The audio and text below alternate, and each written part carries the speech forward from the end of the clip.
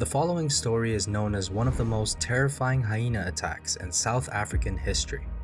This horrific attack took place in Kruger Park, a world-famous safari park in beautiful South Africa. A large diversity of mammalian, reptilian, and avian species are home to Kruger's vast mountains, bush plains, and tropical forests, which embody its vast landscape. The park is also home to a variety of the most majestic, yet dangerous animals on the continent. A list which includes lions, leopards, elephants, crocodiles, hippos, snakes, and of course, the spotted hyena. No other animals on Earth are responsible for more attacks on humans than these 7 animals, not counting humans and bugs such as mosquitoes, of course. It's no secret that as a result of these attacks, many victims have sustained serious or sometimes even fatal injuries. In June of 2016, 15-year-old Erco Janse Van Rensburg, along with his parents and 2 sisters, decided to enjoy a family vacation at Kruger's Crocodile Bridge Camp. The campsite has received multiple nominations for Best Run Camp on the continent for consecutive years in recent history.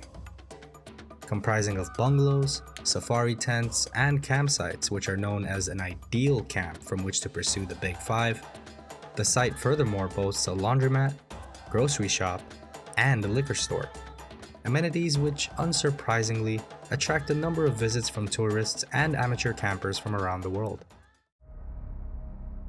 2 days into the first weekend of the trip, Erco and his family were having the time of their lives.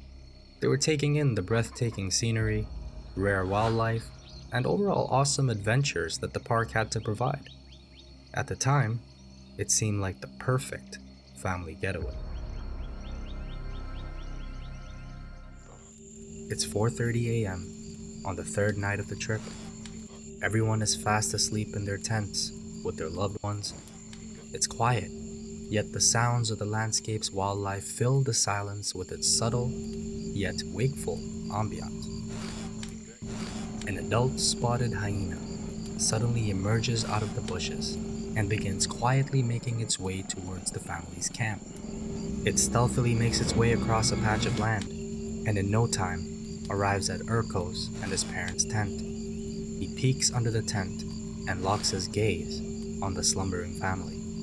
It's important to note that although hyenas are famously regarded as opportunistic predators, the truth is that hyenas are extremely capable hunters who have the ability to take down prey much larger than themselves, as well as rip through bone using their formidable molars and premolars, a section of their teeth that can generate bite forces of up to 1050 psi, which is enough to easily crush bones as large as up to 2.7 inches in diameter. 15-year-old Erco lay fast asleep, unaware of his extremely dangerous circumstances, vulnerable and unprotected as the hyena stands almost motionless for a few seconds in front of his head. Erco awoken to the sound of the bones in his skull crushing like a packet of crisps as the hyena clamped onto his face. The shock of the situation sent instant adrenaline surging through his veins as his fight or flight response kicked in, and natural anesthetics filled his pain receptors to allow his mind a chance to process what was happening. Erco screams in horror and agony as the hyena begins dragging him away from the tent towards the bush, a sound which instantly woke Erco's uncle Johan, who just happened to be camping that night next to his brother's family in a camper van right next to their campsite. Johan rushes out of his camper, fearing the worst based on what he had heard, and as his eyes followed the sound of Erco's desperate cries for help, he froze in horror at what he was seeing.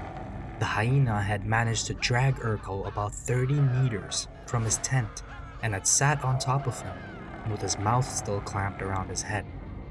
In an act of sheer altruism, Erco's dad comes rushing out of his camper van in full sprint towards his son, startling the hyena, who immediately released the boy's head and ran off towards the bushes and out of sight. Erco was then immediately rushed to the Mediclinic in Nelspruit before being airlifted to Mill Park Hospital, where he was to undergo an immediate 10-hour operation. a procedure which would include 8 hours of reconstructive surgery.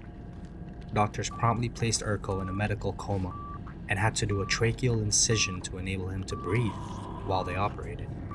To make matters worse for the poor boy, due to the fear that his blood pressure would drop way too low during surgery, the surgeons were forced to perform the surgery on poor Erco with minimal sedation, meaning Erco could very well have been somewhat conscious for parts of his surgery, which would only add to the shock and unimaginability of the circumstances that poor Erco found himself in that night. 10 very long hours later, at around 8:30 p.m. on Sunday evening, Erco was finally wheeled out of the operation theater, unable to speak due to the pipes that his trachea was connected to. After the operation, during questioning by reporters, Erco's mother mentioned he will need several more surgical procedures to repair the damage done. He is also receiving preventative treatment for rabies, but he still looks like my little boy, and to me he will always have a sweet little boy's face. He will always be beautiful to me. And the tragic reason Cassandra was saying this, as a result of the attack, Erco not only sustained permanent scarring to his face, but he also lost his left eye and continues to wear an eye patch on that eye till this day. As for the hyena, park authorities and investigators later observed that there had been a large hole in the fence that enclosed the campground, and coupled with the predator's powerful sense of smell, it most likely smelled food, snuck into the campsite when it was most quiet, and tried to find itself an easy meal. And a sleeping young boy would certainly not be off the menu if the opportunity presented itself, because after all, hyenas are notoriously known as opportunistic predators. Once he could speak again, Erco mentioned that he didn't even realize what was happening during the attack, and this was likely due to the shock of it all. Be sure to stay tuned for the next true animal attack story, featuring a man-eating tiger. I still say I'm no hero. I did what I had to do.